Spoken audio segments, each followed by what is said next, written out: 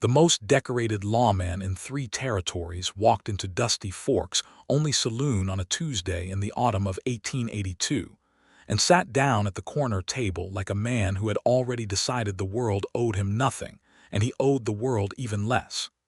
His name was David Wallace, and everybody from the Arizona Territory, clear up through New Mexico, and into the western stretches of Colorado knew it.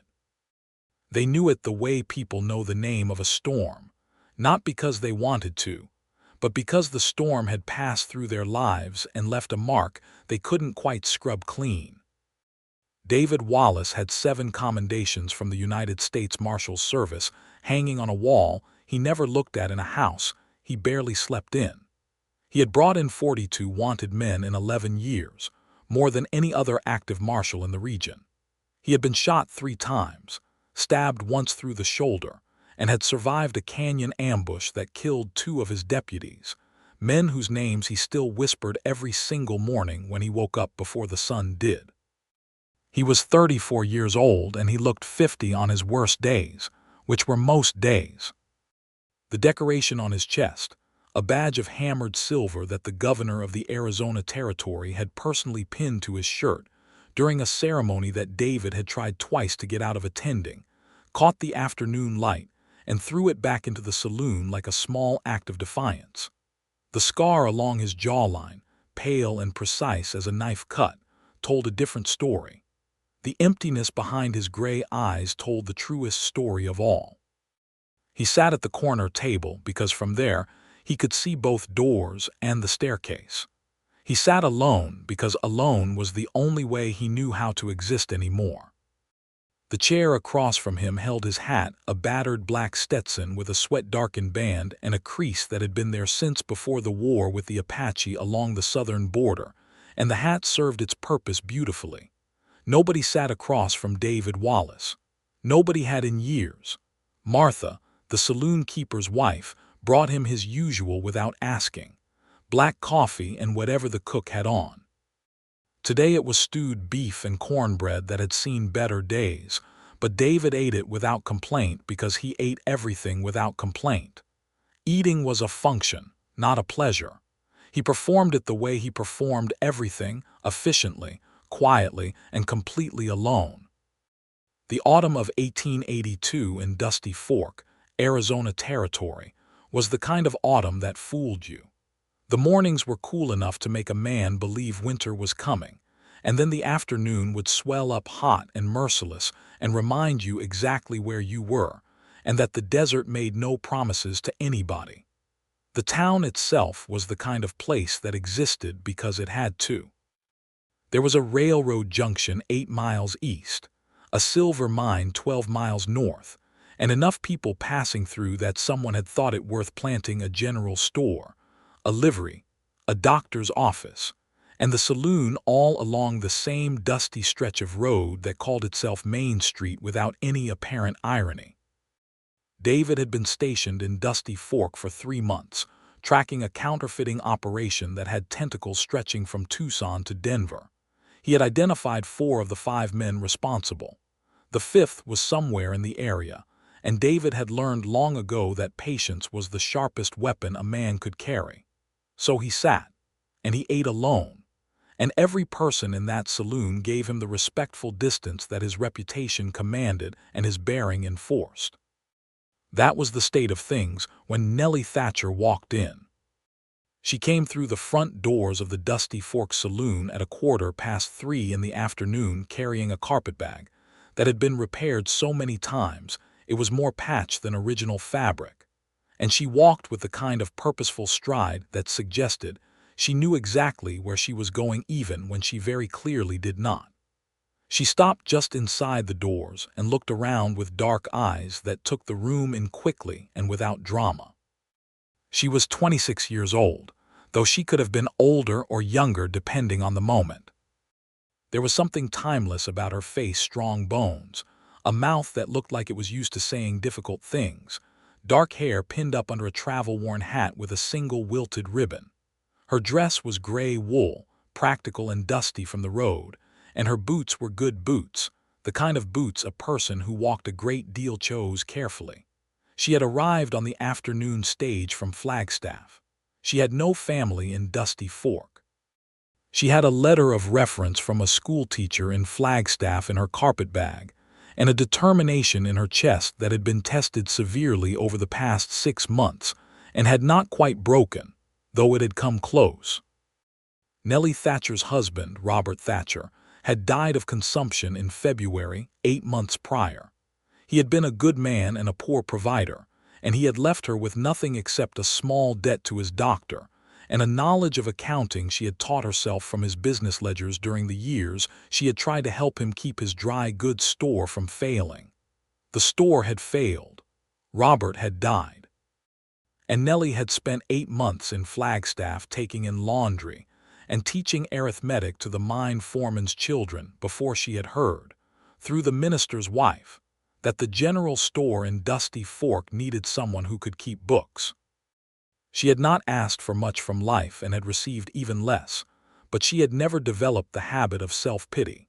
She found it a useless occupation. She walked to the bar and spoke to the saloon keeper, a heavy man named Clarence Briggs with a mustache that seemed to be compensating for something, and asked if there was a room she could rent for the night, and if he knew where she might find a man named Gerald Hollies who owned the general store. Clarence Briggs told her that Gerald Hollies had left for Tucson 2 days ago to see his daughter married and wouldn't be back for a week, which was information that settled on Nellie like a second layer of dust. She asked about the room. Clarence told her it was 60 cents a night, which was 40 cents more than she had hoped, and that she could eat in the saloon if she was of a mind to. She had not eaten since breakfast, a hard biscuit she had shared with an elderly woman on the stage who had been traveling to see her grandchildren and had seemed very uncertain she would arrive. The smell of the saloon's kitchen was doing things to her resolve. She paid for the room. She turned from the bar and looked for a place to sit. The saloon was not crowded in the mid-afternoon, but the tables that were occupied by men who looked at her with the particular variety of Western frankness that a woman traveling alone learned quickly to navigate. There were 2 men at the table nearest the bar who were already exchanging glances of a kind she recognized and did not particularly welcome. There was a table of card players who were absorbed enough in their game that she was invisible to them, but their table was full. There was a table by the window with a broken chair, and there was the corner table. It was the only table in the saloon that had a clean surface, she noticed. And it had only 2 chairs, one of which was occupied by a tall, broad-shouldered man with silver at his temples and a badge that caught the light, and the other of which held his hat. He was eating with the focused concentration of someone who considered the activity beneath his attention, but was performing it anyway. He had not looked up when she walked in. Something in Nellie Thatcher's constitution, which had been shaped by 8 months of doing difficult things because they were necessary, made a decision before her mind had quite caught up with it. She walked to the corner table. She stood across from David Wallace and she said, in a voice that was polite and direct and contained not a single note of apology, "Excuse me, would you mind if I shared your table? The others seem unavailable." David Wallace looked up. His gray eyes moved over her face with the same efficient assessment he gave everything, a quick read, a cataloging, a judgment, and then he looked at the hat on the chair, and then he looked back at her and he said nothing. He reached out and picked up the hat and moved it to the empty hook on the wall behind him. He said nothing, not a word, but he had moved the hat. Nellie took that for the invitation it was, or perhaps the lack of refusal it was, which in her experience amounted to the same thing. She set her carpetbag down, pulled the chair out, and sat across from David Wallace at his corner table. Martha appeared, clearly startled in a way she was trying not to show, and Nellie ordered coffee and whatever the cook had, and then she folded her hands on the table and looked out at the saloon without looking at the man across from her, because she had manners and she could see that he valued his silence the way some men valued their horses, more than most things, less than only a few. They ate in silence, complete, unbroken silence. But it was, Nellie would think later, a very different kind of silence than the kind she had grown used to. The silence of her room in Flagstaff had been the silence of absence of a man who used to be there and wasn't. This silence had weight and presence and a particular quality, like the air before a summer storm, when everything goes still not because nothing is happening, but because something is gathering. She finished her coffee and thanked Martha and picked up her carpet bag and went upstairs to her room without once looking back at the man in the corner. David Wallace watched her go. He sat for another 20 minutes before he left. He did not examine why he sat the extra 20 minutes.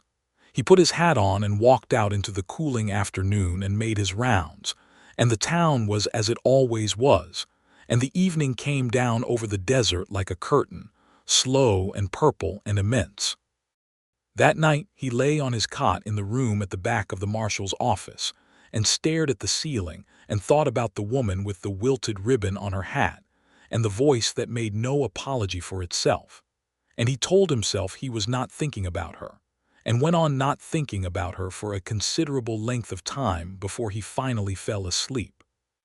Gerald Hollies had been gone for a week, and Nellie Thatcher, being the practical sort, was not going to sit in a rented room and watch her money disappear when there was surely something she could do in a town the size of Dusty Fork to earn her keep while she waited.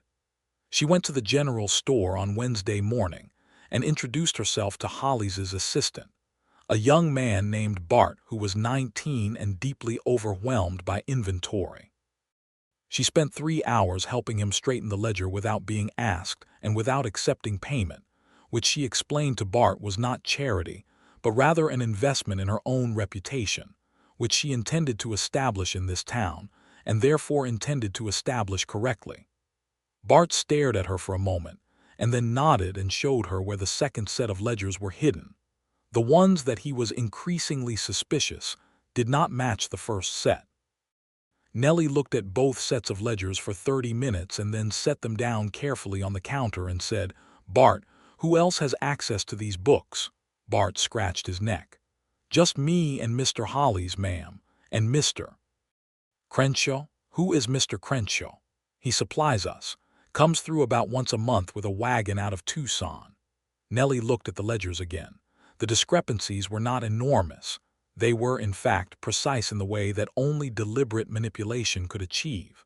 Someone who knew what they were doing had been skimming from Gerald Hollies' general store, not enough to be immediately obvious, but consistently enough that over 18 months it added up to something significant. And the supply invoices from a man named Crenshaw in Tucson showed prices that didn't match what Nellie knew from her years with Robert's store. She closed both ledgers and looked at young Bart with an expression that was calm and direct. "When Mr. Hollies returns, show him both sets. Don't show Mr. Crenshaw anything until after you've spoken to Mr. Hollies. And in the meantime, lock the second ledger in the drawer." "Yes, ma'am," Bart said immediately, with the relief of someone who has been carrying a weight they didn't know what to do with. On Wednesday evening, Nellie went to the saloon for supper, because the saloon was the only place in Dusty Fork to take meals if you weren't cooking for yourself, and she had no kitchen. She walked in and looked at the corner table out of what she chose to describe to herself as practical habit rather than any particular intention, and David Wallace was there.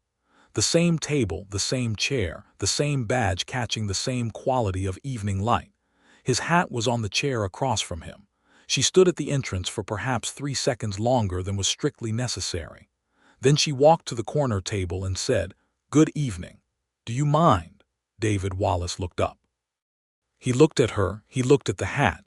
He reached out and moved it to the hook on the wall. Nellie sat down.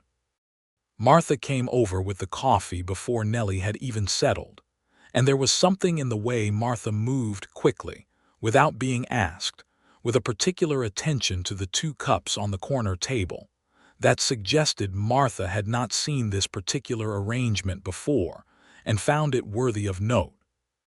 They ate in silence again, but it was a shorter silence this time, because when Nellie had nearly finished her coffee she said, without looking up from the cup, "There's a problem with the ledgers at Hollies' general store." She was not sure why she said it to him. She supposed that in a town where she knew no one, the man who sat in the corner with a marshal's badge and a quality of paying close attention to things was as good a person to think out loud at as any. David Wallace set down his fork. He did not look surprised. He looked, if anything, slightly less absent than he usually did, which was the closest his face came to interest. "What kind of problem?" he said. His voice, when he finally used it, was lower than she had expected and rougher, like good leather that had been left out in the weather. It was not an unfriendly voice. It was simply a voice that had gotten out of the habit of being used socially. "Someone has been maintaining 2 sets of books," she said. "The discrepancy is deliberate and consistent, 18 months of it, best I can tell. How do you know how to read ledgers?" "My late husband kept a dry goods store." She said it simply, without drama.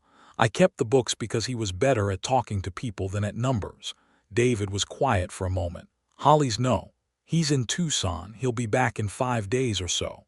"The supplier," David said. It was not quite a question. "A man named Crenshaw," Nellie said. Something shifted in David Wallace's face. It was subtle, almost nothing. But Nellie had spent years watching a man's face for information he wasn't saying out loud, because Robert had never been good at saying difficult things directly, and she had learned to read the spaces between words as fluently as the words themselves. "You know that name," she said. David looked at her steadily. "I know that name," he said. The silence that followed was different from the comfortable eating silences they had shared. This one had edges. "The counterfeiting operation," Nellie said slowly, not because she knew about it but because she was connecting pieces. "You've been here for months. The mine, the railroad junction. Money moving through a supply chain."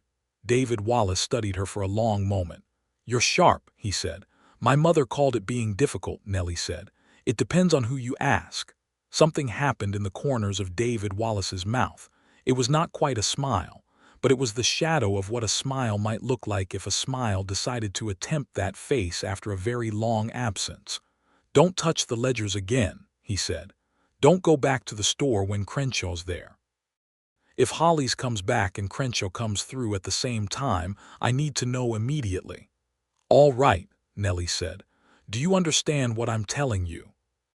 You're telling me that Crenshaw is connected to something larger and more dangerous than skimming from a general store, and that you don't want me within arm's reach of it," Nellie said. "Yes, I understand you." David looked at her for another long moment and then nodded once, and then he went back to his coffee. They finished the meal in silence. But when Nellie rose to go, she said, "Thank you for the table," and David Wallace said, "Good evening." And it was the most either of them had spoken in weeks to anyone who wasn't trying to buy something from them. Nellie lay in her narrow, rented bed that night and listened to the sounds of the desert, the wind, something small moving in the dark, the distant call of what might have been a coyote, and thought about gray eyes and the precise economy of a man who chose his words the way other men chose their weapons, carefully, and only when necessary. The days that followed had a rhythm Nellie hadn't expected. She found work during the days, the minister's wife. A kind and quietly exhausted woman named Agnes needed help mending the church's curtains and preparing the schoolroom for the new teacher who was supposed to arrive in November. Nellie mended and swept and organized and taught arithmetic to 7 children in the meantime, because the new teacher had not arrived and the children were running loose and Agnes was at her limit. And every evening, Nellie went to the saloon for supper, and every evening, David Wallace was at his corner table with his hat on the chair, and every evening he moved the hat and she sat down. They began to talk. Slowly, the way a fire starts when everything is damp with effort, with patience, with long periods of nothing, and then sudden warmth. She learned things about him in pieces, the way you learn about country you're traveling through, one ridge at a time, one valley at a time, so that the whole of it only becomes clear much later. He had grown up in Missouri, the 3rd son of a farmer who had been ruined by the war. He had come west at 19 with nothing but a horse, and the particular stubborn silence that runs in certain bloodlines like a mineral through rock. He had worked cattle for 3 years, and then a series of circumstances, some lucky, some not, had landed him in the path of a deputy marshal named Elias Cord, who had seen something in the young man that David himself had not yet identified, and had offered him a badge. That had been 15 years ago. Elias Cord was dead, had died 6 years back, ambushed on a road in New Mexico by men David had later brought in. And the badge was a weight David wore with the grim competence of a man who has dedicated himself to something, because he no longer has a clear idea of who he would be without it. He did not tell her all of this at once. He told her the surface, and she understood from the surface the shape of what was underneath, the way you understand the depth of a river from watching how the current moves. She told him things too, about Robert, about the store in Flagstaff, about the arithmetic lessons that were the first thing in years that had made her feel genuinely useful rather than merely necessary. About her mother, who had died when Nellie was 15, and who had been the most determined woman she had ever known. About the carpetbag and the fact that she had been carrying it, one way or another, her whole adult life. On Sunday, the 5th evening they had shared the corner table, David arrived before her, and she saw from across the saloon that he had put 2 cups of coffee at the table. Not 1, 2. She sat down and wrapped her hands around the cup and did not say anything about it, and neither did he. The following Tuesday, Gerald Hollis came back from Tucson. He was a neat, gray-haired man of about 55 with the sunburned forehead and careful hands of someone who had been in the mercantile trade his whole life. He shook Nellie's hand in the general store and said her references were excellent and he would be delighted to have her keep his books. And then Bart, with the courage of the very young, put both ledgers on the counter and said, "Mr. Hollis, Ma'am Thatcher found something you ought to see." Gerald Hollis read through the ledgers for a very long time. His face went through several shades of color before it settled on pale and determined. He looked at Nellie and said, "How long?" 18 months best I can calculate, she said, possibly longer if there are older ledgers. There were older ledgers. There were 3 years of them. Gerald Hollis sat down on the stool behind the counter and pressed his hands flat on the surface and breathed carefully for a moment. Then he looked at Nellie and said, "What do I do?" "There's a marshal in town," Nellie said. "He already knows the name Crenshaw. I think you should go talk to him this afternoon." Gerald Hollis went and talked to David Wallace that afternoon in the marshal's office, a square adobe room with a single desk, 2 cells at the back, and the walls bare except for a wanted board that David kept meticulously current. And David listened to everything Gerald said with the still, complete attention that was his most formidable professional quality, and then he asked a series of precise questions. And then he thanked Gerald Hollis and told him to behave exactly as he normally would when Crenshaw came through, which was expected within the next 10 days. David came to supper that evening with something different in his posture. Nellie could not have named it precisely. He was still the same still, contained man, but there was a quality of impending motion about him, like a hawk that has spotted something in the grass below and has not yet committed to the dive. "You did well," he said when they had been sitting for a few minutes. "Hollis did well," Nellie said. "He came to you. Because you sent him." David turned his coffee cup in his hands. He did this when he was thinking about something other than what he was saying. She had learned this about him. "You could have left it alone." "No, I couldn't," Nellie said. "It's dishonest and it's wrong, and Gerald Hollis seems like a decent man who doesn't deserve to be robbed." David looked at her. "Most people find a reason why it's someone else's problem." "That sounds like a very lonely way to live," Nellie said, and then she looked up from her coffee cup and found him looking at her with an expression she hadn't seen on his face before. It was open in the way that a window is open, not an invitation exactly, but a gap in what was otherwise closed through which something might be seen or felt. He looked back at his coffee. "Yes," he said, "it is." The days moved forward with the unhurried momentum of the desert itself. Nellie settled into her work at the general store and at the church schoolroom, and in the evenings she shared the corner table with David Wallace, and the conversation between them deepened the way rivers deepen, not by rushing but by cutting, slow and constant and steadily. She learned that he read when he could, though books were not easy to come by in a town like Dusty Fork. She lent him the two she had in her carpetbag, a battered copy of a novel by Charles Dickens, and a collection of essays on natural history that had been Robert's.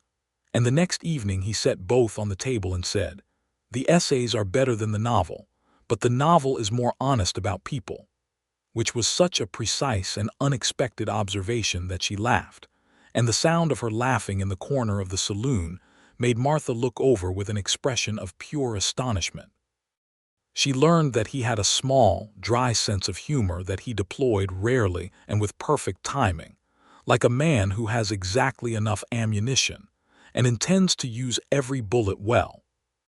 She learned that he slept badly and had for years, and that he had developed the habit of walking the town in the hour before dawn, not as a patrol but as a way of occupying the dark that otherwise occupied him. "What do you think about," she asked him once, "when you walk?" He thought about this for a moment. "The men I couldn't bring home," he said. "My deputies, the ones who didn't make it back."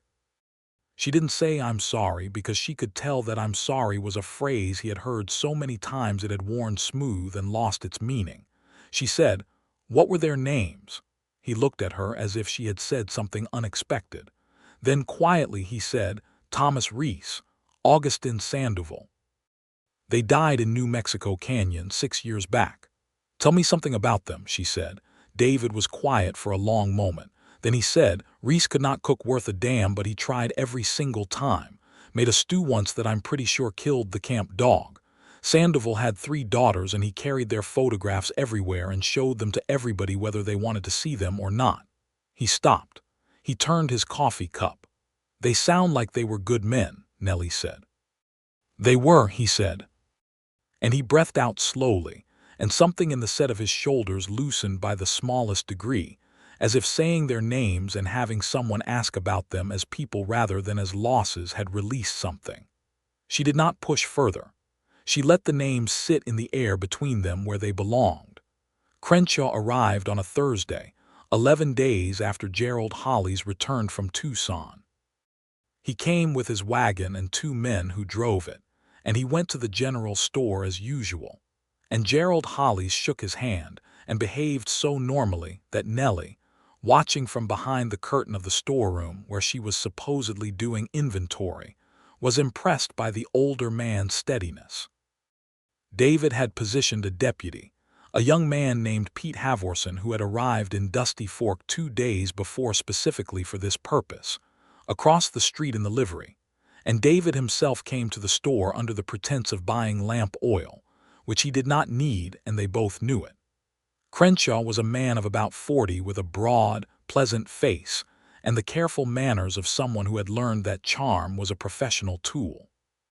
He made his transactions with Holly's with the comfortable familiarity of long practice, and Nellie, listening from behind the curtain, heard in his pleasantness the particular quality of a man who had been hiding something successfully for so long that he had forgotten to be afraid of being caught. He was reminded of it shortly after, when David Wallace came through the door and bought his lamp oil and then stood by the counter and said, in a voice that was perfectly conversational, "Mr. Crenshaw, I've been wanting to speak with you." What followed was not violent. David was too deliberate a professional for violence to be necessary. The conversation was quick and quiet, and Crenshaw's pleasant face went through its changes, and his 2 drivers found Pete Havorson and another deputy waiting for them in the street, and by the time the afternoon was over, all 3 men were in the marshal's cells, and David was sending a telegraph to Tucson. Crenshaw was indeed the 5th man in the counterfeiting operation. The general store had served as one of several points for moving false currency through the supply chain.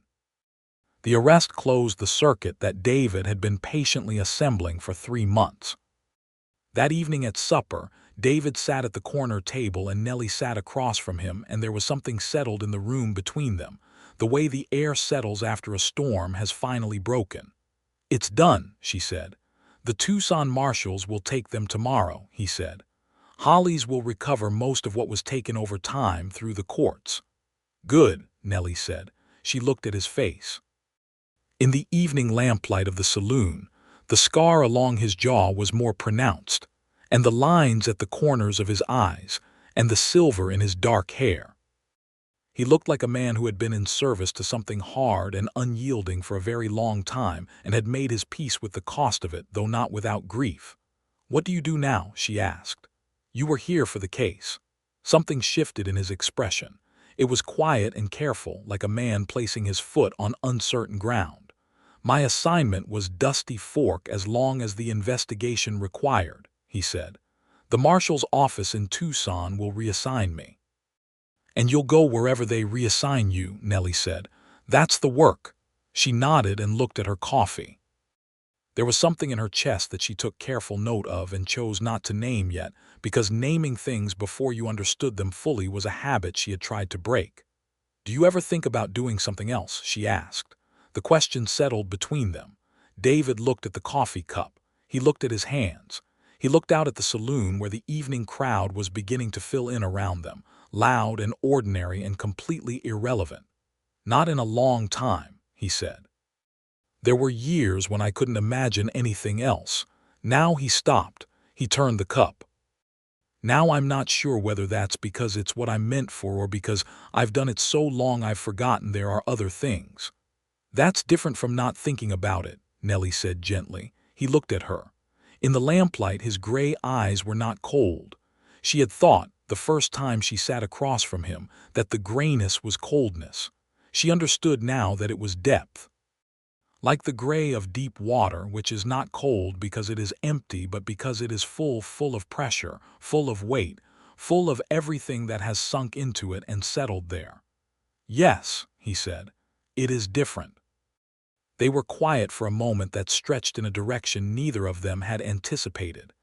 "Gerald Hollies offered me the bookkeeping position permanently," Nellie said then, in a voice that was more carefully neutral than her usual tone. "Room included in the arrangement. There's a spare room above the store." "Is that what you want?" David asked. She considered this. "I want to be somewhere I can be useful. I want to not move every 6 months. I want—" She paused. She was going to say, "I want a life that has something in it besides survival," but that seemed like more than the moment required, so she said, "Dusty Fork is as good as anywhere, better than some." "It is," David said. Silence. "You could write," Nellie said. She was looking at the table now. "When your assignment ends, you could write and tell me where they've sent you." She said it the way you drop a stone into a well, not because you expect it to come back, but because you want to hear the depth of it. David Wallace was very still for a moment. Then he said, "I could." It was not a declaration. It was not a promise. But it was a yes, clearly, unmistakably, spoken by a man who did not say things he did not mean. The Tucson marshals came the next day and took Crenshaw and his men north.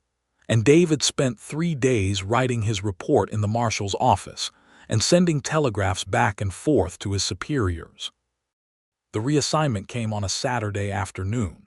He was to report to Albuquerque, New Mexico, within 10 days to assist with a case there. He came to the saloon that Saturday evening and sat at the corner table, and his face was arranged in its usual stillness, but there was something underneath it that Nellie read without difficulty. "New Mexico," she said. He looked at her.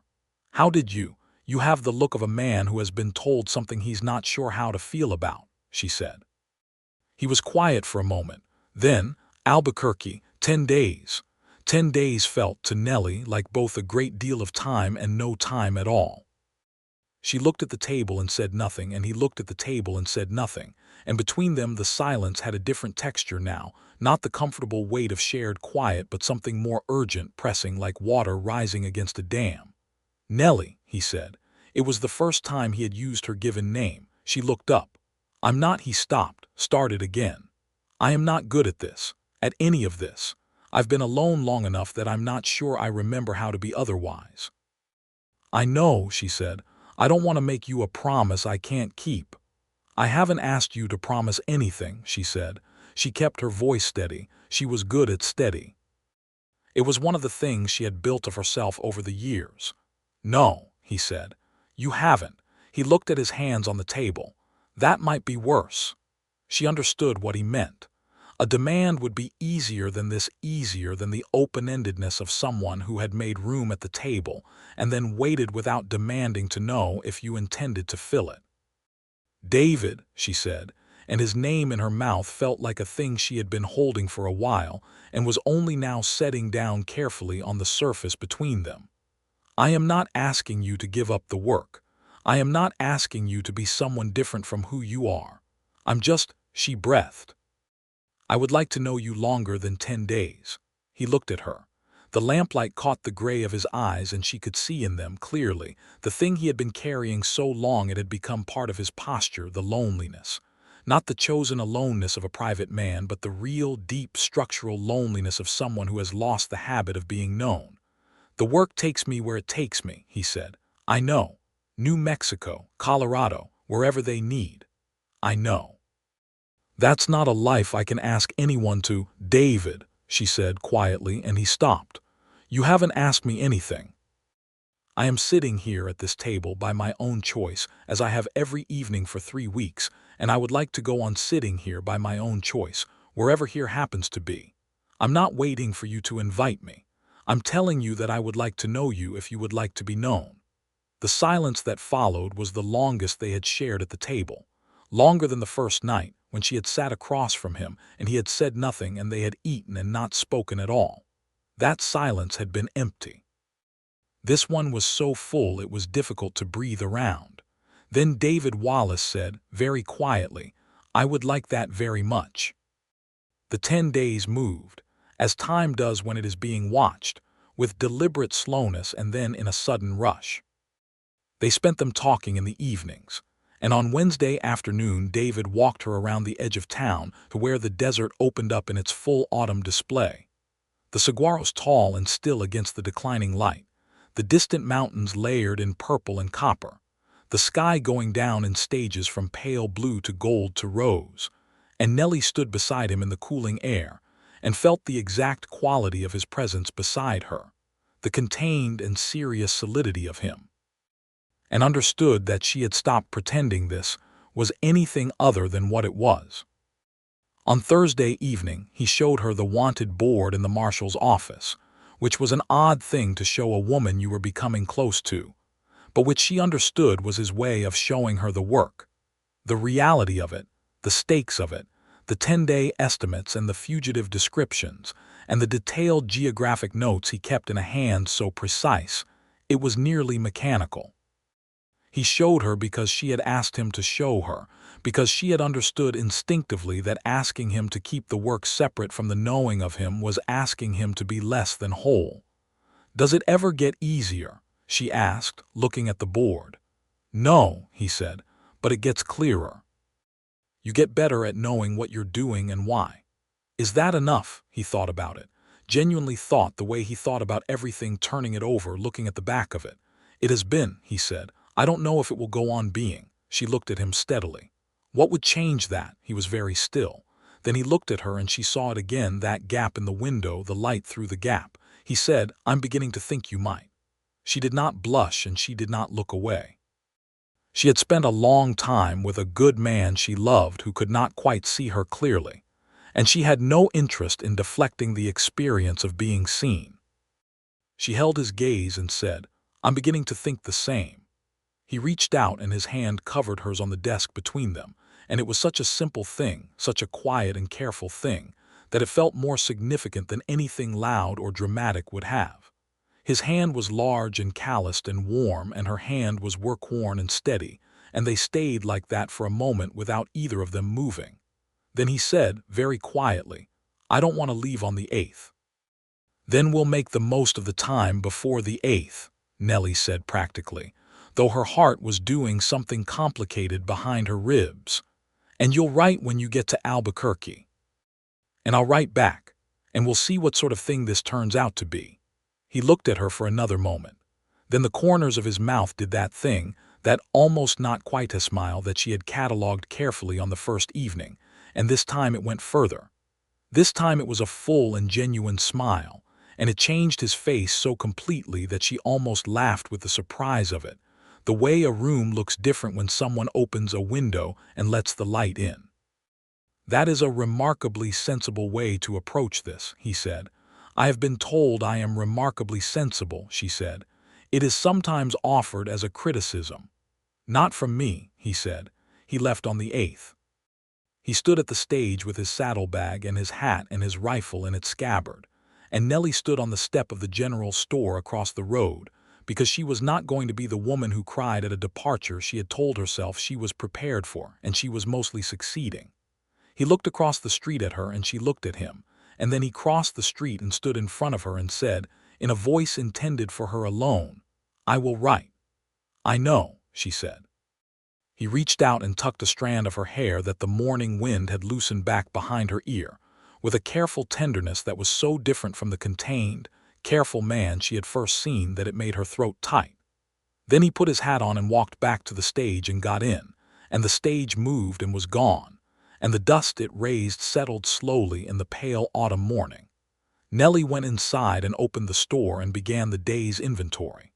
She received the first letter 11 days later. It was written in the same precise hand she had seen on the wanted board, and it was 2 pages long. He told her about Albuquerque, about the case, about a restaurant on a side street that had the best tamales he had ever eaten, and about the way the Rio Grande looked in the early morning light.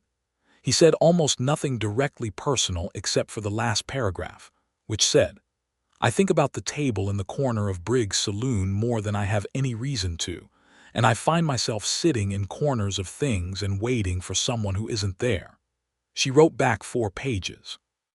This was the winter of 1882 into 1883, and the letters moved between Dusty Fork and Albuquerque with the reliability of the postal service, which was considerable, and the uncertainty of weather, which was also considerable. Sometimes 3 weeks passed between letters. Sometimes a letter would arrive on the same day as the reply to a letter she hadn't sent yet. The rhythm of it was irregular and demanding, and required a faith that something was there on the other end even when you couldn't see it, which was perhaps good practice. In December, David's assignment extended through the new year. In January, he wrote that he had been commended again by the marshal's office for the resolution of the Albuquerque case, which she read with pride and the particular loneliness of being proud of someone at a distance.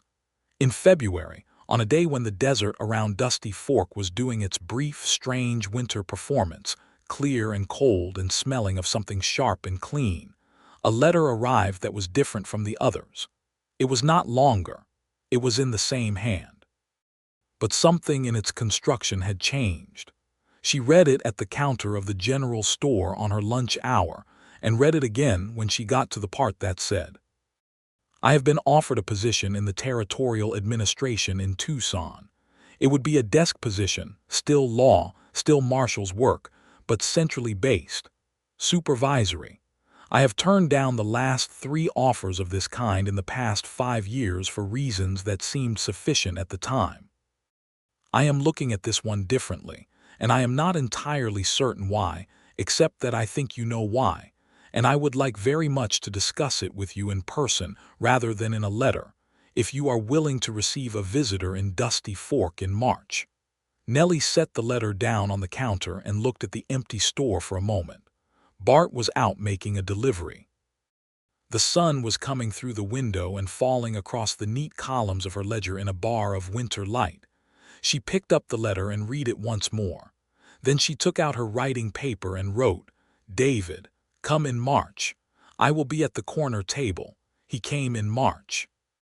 He came on a Tuesday afternoon and rode rather than taking the stage, because he had his horse from Albuquerque, and the horse needed the exercise, and because, she suspected, he wanted the time on the road, the way men like him sometimes needed to approach things slowly and with the distance to think. He came into the general store on the afternoon of the 14th of March, 1883, in a coat dusted from the road and his hat pushed back on his head, and Nellie was behind the counter doing nothing as dramatic as her hammering pulse might have suggested, which is to say she was doing inventory with her back to the door when the bell above it rang, and she turned around and there he was. He was leaner than she remembered, which was the road. He was browner from the winter sun, which was New Mexico. And he was looking at her with the open window expression that she had held in her memory against the long months of letters. "You got my letter," he said. "I wrote back," she said. "Did you get mine?" "That's why I'm here," he said. She set down the inventory list and came around the counter. They stood in the general store of Dusty Fork, Arizona Territory, 4 feet apart in the slanted afternoon light of early spring, and looked at each other the way two people look at each other when letters have done a great deal of the work, and now words have to catch up to what was said between the lines. Then Nellie Thatcher, who was practical and sensible, and not in the habit of doing things without reason, walked the 4 feet and put her arms around David Wallace's neck, and he stood very still for exactly 1 second, as if his body had forgotten it was allowed to do this. And then his arms came around her, and he held her the way a man holds something he has been carrying at a careful distance for fear of damaging it, and has finally decided to simply hold. They stood like that for a long moment in the empty general store, and the spring light moved across the floor. "The position in Tucson," she said into his collar. "I want to take it," he said. "If he stopped, there's a but. Or a condition, or possibly a question." "Ask it," she said. He drew back enough to look at her. He reached up and touched her face the way he had touched her hair on the morning of his departure, with that careful, unpracticed tenderness that sat so unexpectedly on a man of his bearing. "Tucson is not Dusty Fork," he said. "It's larger. There's a school there, a proper one. There's a great deal more work for a woman with your head for figures. And there's a desk position waiting for a marshal who has, according to his superiors, earned a view of the work from somewhere that isn't the sharp end of it." She waited. "I am asking," he said, slowly and seriously, as if each word were being chosen from a very specific collection, "whether you would be willing to come to Tucson. Not because I am telling you where to be, but because I would very much like you to be in the same place I am, and I would like that arrangement to be permanent if you—" He stopped again. He looked, she thought, more nervous than she had ever seen him, which was saying something because he was generally the least nervous-looking person in any room. "David," she said gently, "I would like to marry you," he said, "if you would have me." The store was very quiet. Outside, Dusty Fork made its ordinary sounds: a horse, someone calling across the street, the wind. Nellie Thatcher looked at David Wallace's face and saw in it the full accounting of him, the solitude, the grief, the dry humor, the precise care he took with words and with trust and with other people's pain, the man who had moved his hat and made room and then sat in corners of things waiting for someone who wasn't there. "Yes," she said, "I will have you." The smile, when it came, was not gradual this time. It arrived fully, all at once, and it transformed his face entirely. And Nellie thought she would be perfectly happy to spend the rest of her life making that smile happen, because it was, when it came, worth considerably more than the waiting. They married in Dusty Fork in April of 1883, in the small church where Nellie had helped Agnes mend the curtains and teach arithmetic to 7 children who were now sitting in the front pews, throwing meaningful looks at one another. The minister performed the service on a Saturday morning that was clear and warm, with the desert showing off its spring wildflowers in the way it did once a year, brief and extravagant and worth the wait. Gerald Hollies gave Nellie away, which was her idea and his honor. Agnes wept in the way of women who are genuinely happy for others and can't quite contain it. Martha from the saloon attended and wore her good dress and stood with Clarence in the back and nudged him several times during the vows. David stood at the front of the church in a clean black suit that Nellie had chosen and he had worn without argument, and when she walked in on Gerald Hollies' arm, he looked at her with an expression she had never seen on his face before. Not the open window look, not the almost smile, but something new and total and unguarded. The expression of a man who has stopped being careful and allowed himself to simply feel the full weight of something good. She wore her best dress, which was deep blue wool that Agnes had helped her alter, and she had flowers in her hair, little yellow desert blooms, and she walked toward him with the steady, purposeful step that she had walked into Dusty Fork with 8 months ago, and she thought, not for the last time, about all the things that had to go wrong for this particular right thing to happen. Robert dying and leaving her alone and in debt. The stage to Dusty Fork. The saloon with the broken chair by the window. A hat on a chair, and a man who had moved it without saying a word. The minister read the words. David spoke as clearly and without hesitation, in the weather-rough voice that she had come to know the way she knew the particular sounds the desert made at night. She spoke hers with the same clarity she brought to everything, direct and certain, and meaning every syllable. Gerald Hollies wiped his eyes. Agnes made a sound like a small caught breath.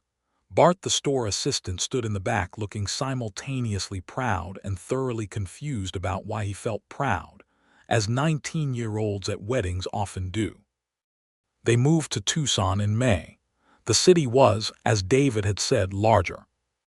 It was a proper city by 1883 standards, streets with names, a railroad station, a hotel of some consequence, a school with 2 teachers, a courthouse, and a territorial administration building where David reported on his first morning and was shown to an office with a window and a desk that he stood at the door of and looked at for a long moment before walking in.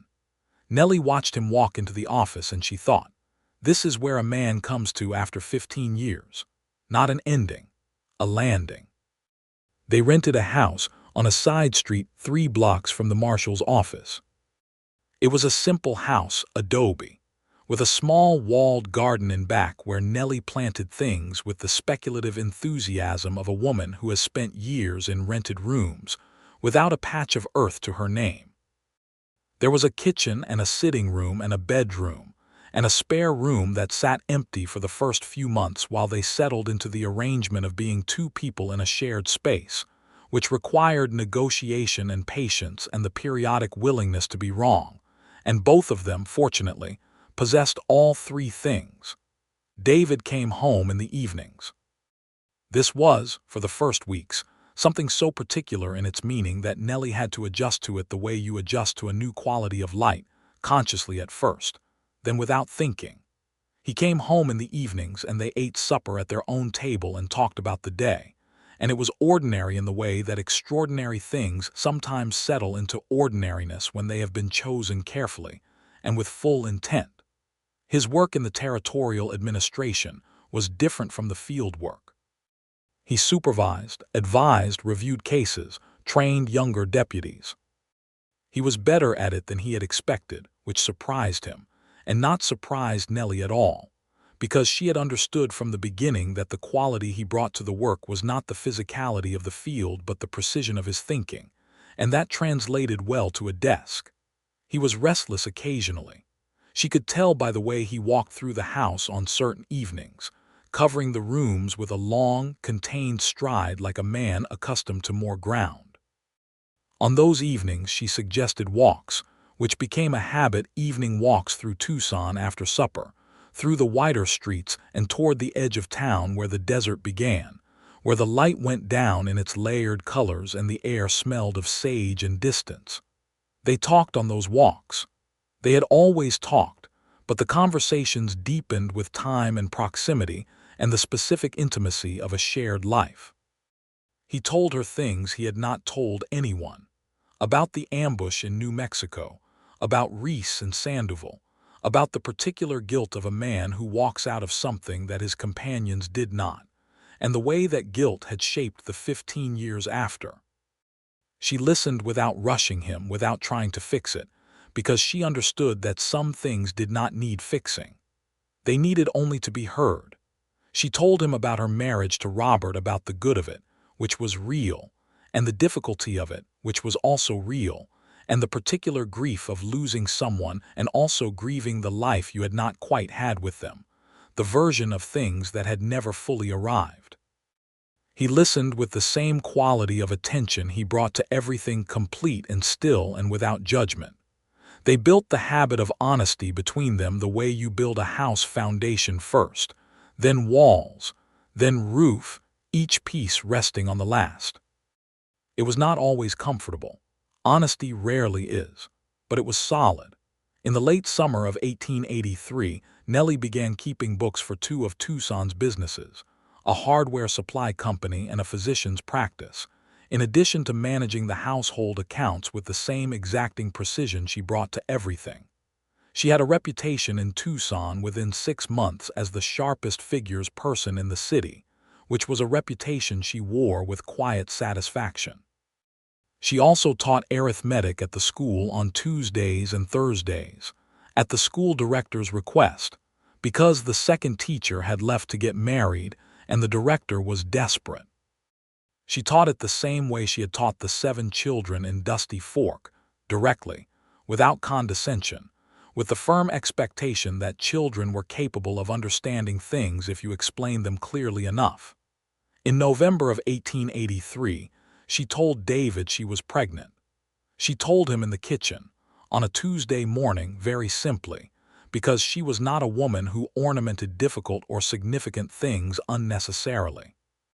He put down his coffee cup and looked at her for a moment and then crossed the kitchen in 2 strides and held her face in his hands, those calloused, careful hands, and said, "Are you well?" "I am very well," she said. He kissed her forehead and then held her for a long time in the kitchen with the morning light coming in through the window, and she thought she could feel something happening in his chest, a great, slow shift, like a river changing its course. "Terrified," he said into her hair. "Yes," she said, "me too." "Good," he said. "I was worried I was the only one." She laughed.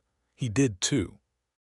They stood in the kitchen and laughed, and it was not the laughter of people for whom everything is easy, but the laughter of people who know what difficulty looks like and have decided to face the next one together.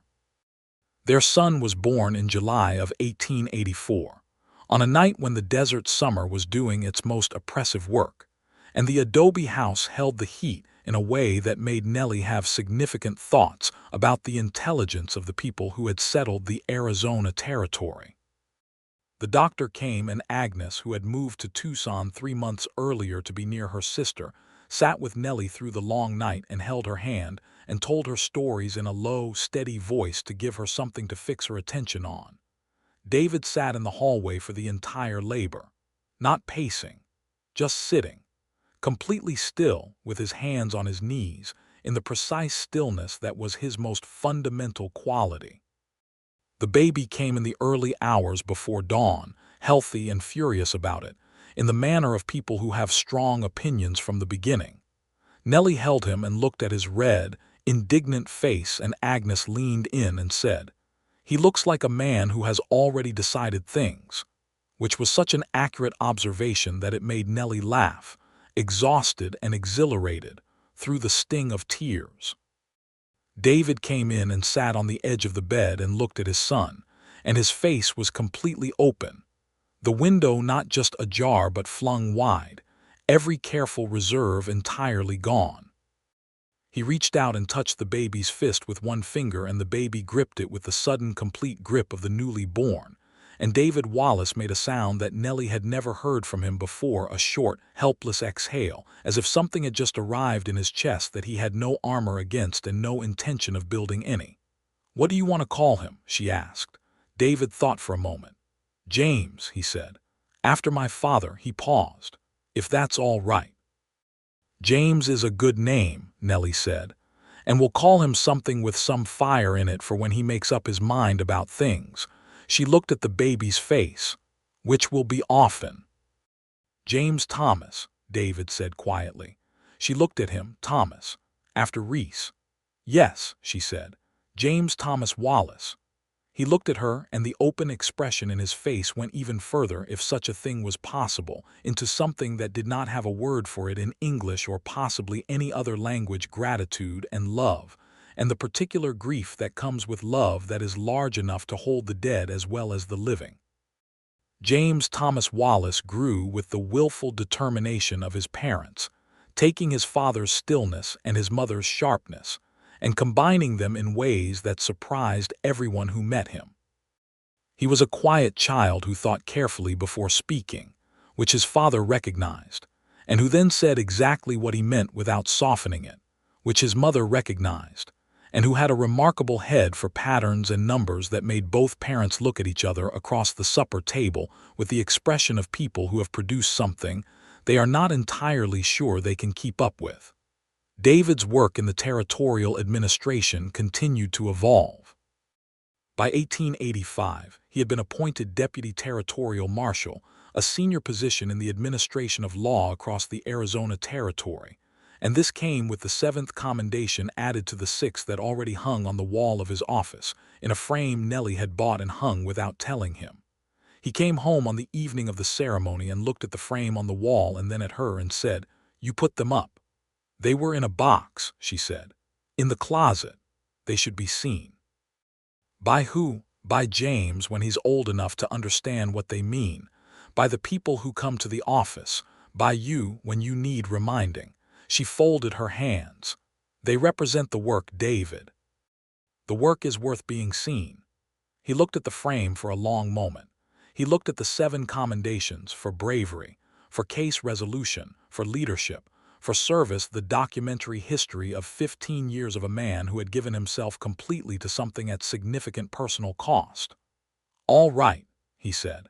She could tell by his voice that he was moved by it, in the contained way he was moved by things, not outwardly, but deeply. He came to where she was standing by the kitchen door and put his hands on her shoulders and looked at her in the way that still, 2 years into their marriage, made her feel completely and exactly seen. "You are," he said very seriously, "the most valuable thing I have ever been lucky enough to stumble into." "You didn't stumble," she said. "You moved your hat." He looked at her for a moment and then he laughed, the genuine, full laugh that she had worked so hard for in those early weeks and now had become a regular and beloved feature of her life. He pulled her toward him and held her, and she put her head against his shoulder and felt the warm weight of the house around them, the sleeping child in the back room, the evening coming through the windows, the ordinary, magnificent, specific weight of a life they had made together. The Arizona Territory in the mid-1880s was a place in transition. The Apache campaigns were drawing toward their conclusion, bitter and unjust in ways that David, as an administrator of law, saw clearly and said plainly in his reports, even when plainness was not politically comfortable. He had always believed that the law was only as good as its willingness to apply equally and honestly, and he wrote this in reports that sometimes made his superiors uncomfortable and sometimes changed how things were done, one case at a time. Nellie, teaching arithmetic at the school and managing 3 sets of accounts by 1886, taught children of every background who came through the school's doors with the same expectation and the same patient demand. She had opinions about the unequal access to education in the territory, and she expressed them in the same direct, unornamental way she expressed everything, to the school director, to the minister's wife's social committee, to David in the evenings when she was working through something that needed the friction of his intelligent disagreement to become clear. They were, by 1886, the kind of couple that people noticed not because they were demonstrative. David was not, and Nellie was only selectively so, but because of the quality of the attention they paid each other. The way he listened when she talked, with his whole still body angled toward her. The way she knew, without being told, when he had had a day that had required more of him than it should, and adjusted the evening's conversation accordingly, giving him something light to hold. They argued, as people do who are both sharp and certain about things. The arguments were, in David's estimation, considerably better than the silences they had been preceded by in his former life, because at least they were with someone, and because Nellie was almost always either right or interesting when she was wrong, which he told her once, and she filed away with the private satisfaction she took in knowing she was seen accurately. In the spring of 1887, their daughter arrived. She came 4 weeks early in the manner of people who are determined to be present before they have been officially expected, and she was small and fierce, and had dark eyes exactly like her mother's that, from the very first day, looked at the world with an assessing intelligence that suggested she was already forming opinions. They called her Agnes Clara for Nellie's mother, Agnes for the woman who had sat with Nellie through 2 births now, and who wept so thoroughly at the naming of the girl that David had to give her his handkerchief, and then went and borrowed another from Gerald Hollies, who had also moved to Tucson the previous year after selling the general store, because he was 60 now, and had decided that Dusty Fork had taken enough of his life. Clara grew into herself with the same intensity she had arrived with. By the time she was walking, she had figured out the latch on the garden gate and was exploring the alley with the air of someone conducting a systematic survey. By the time she was talking, she was asking questions that defeated her parents and delighted them. James, at 3, regarded his baby sister with the cautious assessment of someone who had been a single-child household and was adjusting to a change in operations. By the time Clara was 6 months old, he had appointed himself her primary explainer of things, which she tolerated with a 4-year-old's gravity. The house on the side street expanded, eventually, to include a 2nd bedroom, which David built over the course of a summer with the help of their neighbor, a retired carpenter named Edmund, who did most of the actual building while David held things and handed tools and learned considerably more about construction than he had previously known. Nellie kept both men in coffee and sandwiches and managed the household with one eye on the building and one eye on 2 small children with very different approaches to safety, which kept all available eyes occupied. By 1889, the Arizona Territory was changing rapidly. The railroad had transformed it, and the towns were growing into something more structured, more documented, more complicated. David's position in the administration had grown with the territory. He now oversaw a staff of 12 deputies and handled the coordination of law enforcement across the southern half of the territory, which was demanding work, but work that suited him in ways the field work had not entirely, because it combined the precision of his thinking with the patience that was his deepest quality.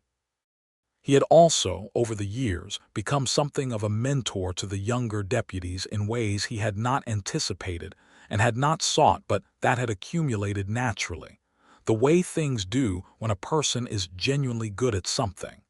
Young marshals came to him with cases that puzzled them. He sat with them at the desk in his office and asked questions and listened and asked more questions. And by the end of the conversation, the young deputy generally understood the case clearly and was not entirely sure how much of that understanding had been his own work and how much had been guided there by the quiet, direct man across the desk. Nellie watched this with the private satisfaction she took in knowing that the man she had sat across from in that corner of Briggs' saloon, the man who had been most decorated and most alone, was becoming, gradually and completely by his own nature, something he had perhaps never expected to be. Not just distinguished, but connected, part of something, present in a way that the eating of solitary meals in corners had never allowed. He was still quiet. He was still the man who preferred the back of the room to the front of it, who said a great deal in 10 words when other men needed 50. He still woke early and walked in the dark, though now Nellie sometimes walked with him, in the cool hour before the city came to life, through streets still gray and quiet, talking or not talking as the morning required. He still put 2 cups of coffee on the table at breakfast before she came downstairs. He had begun doing this so early in their marriage that she could no longer remember a morning when it had not been so. 2 cups, both ready. Because she was there and it was morning, and this was how he said, in the quiet language of daily action, what the weather-rough voice sometimes found difficult. I know you are here, and I am glad of it. On a warm evening in the autumn of 1889, 7 years after Nellie Thatcher had walked into a saloon in Dusty Fork and asked if she could share a table with the most decorated and most solitary man in 3 territories, they sat on the small porch of their house on the side street in Tucson, with James beside them pulling apart a pinecone with the focused intensity of a future engineer, and Clara asleep inside already, exhausted by a day of determined exploration. And the evening was coming down over the desert in its deep autumn colors. David was in the chair beside her. He had the look he got in the evenings when the work was done and the day was finishing, not the blankness she remembered from Briggs' saloon, but something that was its true opposite, presence, genuine, unhurried presence, the look of a man who is where he wants to be and knows it. "Do you ever think about Dusty Fork?" Nellie asked. He considered it. "Sometimes." "What do you think about?" "The table," he said. "The corner table," she smiled. "What about it?" He was quiet for a moment. The pinecone gave way in James's hands with a small wooden crack. The evening smelled of sage from the desert edge. "I think about the hat," he said.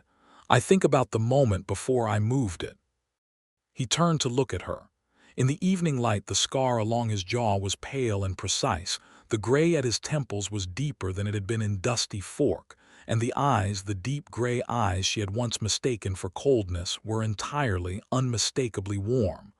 "I think about what would have happened if I hadn't moved it." "You would have sat alone," she said. "Yes," he said. "And eaten badly." "Yes." "And gone on being the most decorated man in 3 territories with nowhere to put any of it," she said gently. He looked at her steadily. "Yes," he said. "That's exactly right."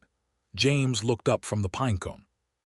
"Papa," he said, with the gravity of a 5-year-old who has decided to participate in an adult conversation, "what is most decorated?" David looked at his son.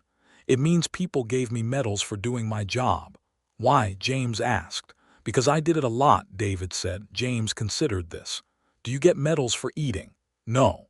"That doesn't seem fair," James said with complete conviction. "Eating is hard." Nellie made a sound that was not quite laughter and not quite a cough, but served the function of both.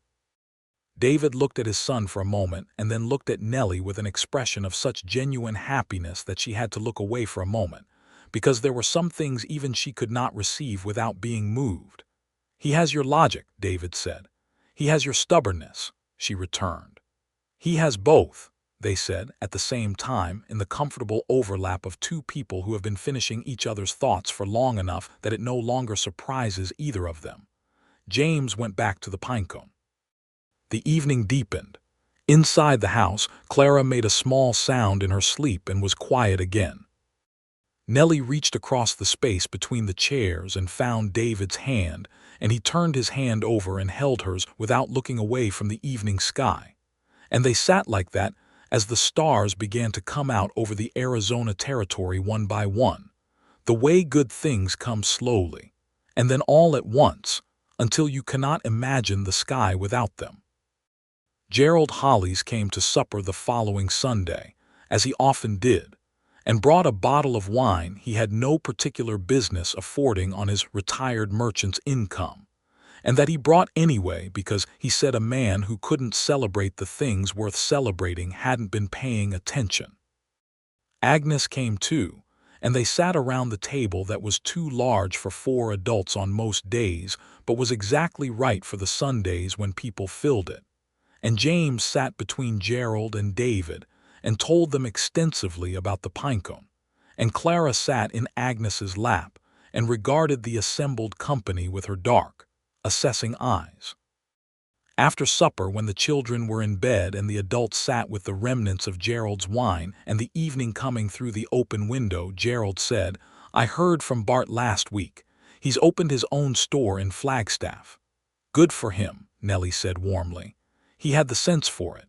He said to remember him to you both." Gerald swirled his glass. "He also said the corner table at whatever the new saloon in Dusty Fork is called has a brass plaque on it now. Says Wallace's table." He looked across at David with the affectionate irony of a man who has known someone through enough of their life to tease them accurately. "Did you know about that?" David looked entirely and authentically surprised. "No." Martha told Bart. "Apparently it became a kind of institution. People know the story, the most decorated marshal in 3 territories who ate every meal alone. A woman sat across from him, and then things went differently." Gerald lifted his glass. The town likes to think it had something to do with it. Nellie looked at David. He was looking at his own glass with the almost smile that had become, over the years, less rare and more natural, like a muscle that had learned to work again. It didn't have anything to do with it, David said. She sat down, that was all. That was everything, Nellie said. He looked at her. The evening was on his face, warm and certain. Yes, he said, it was. Agnes touched her wine glass to Gerald's, and Gerald touched his to Nellie's, and Nellie touched hers to David's. And the sound the glasses made was small and clear in the evening air.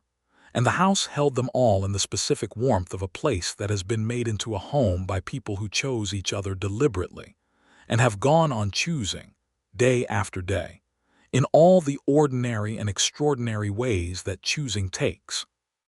Outside, the Arizona Territory went on being itself vast and difficult and beautiful, and full of its particular version of justice, which was imperfect and ongoing and worth the work. The stars came out over Tucson the way they always did, indifferent and magnificent, with no opinion about the people below them, who were mostly trying their best. In the corner chair on the porch, with the night air coming in from the desert and the house full and warm behind him, David Wallace sat with his coffee cup and looked at the sky and felt, with a clarity that surprised him even now, the specific gravity of a life that had been worth living after all. Not because of the commendations, which he had earned by doing what was necessary. Not because of the work, though the work was real and mattered, but because of the table in the corner of Briggs' saloon. Because of the hat he had moved without quite knowing why. Because a woman with a wilted ribbon on her hat and a voice that made no apology for itself had walked across a room and asked to share what he had, and he had made, in the smallest and most ordinary gesture of his life, the best decision he had ever made. He heard the door behind him, and then Nellie was there, with her own coffee, pulling the second chair close to his the way she always did, close enough that their arms rested against each other in the familiar, comfortable way of two people who have long since decided that distance between them is unnecessary. "James is asking about stars," she said. "He wants to know how far they are. What did you tell him?" "I told him I didn't know exactly and that his father might and that we should ask in the morning." "I don't know exactly either," David said. "No," Nellie agreed. "But we'll look it up together, and that's nearly the same thing." She leaned her head against his shoulder, and he tilted his head against hers, and they sat in the warmth of the evening and the warmth of each other. And the stars went on being as far away as they had always been, and the desert went on being as vast as it had always been, and the house behind them held two sleeping children and a future that had not yet been written but was, in all the ways that mattered, already fully formed, decided, present, chosen, whole.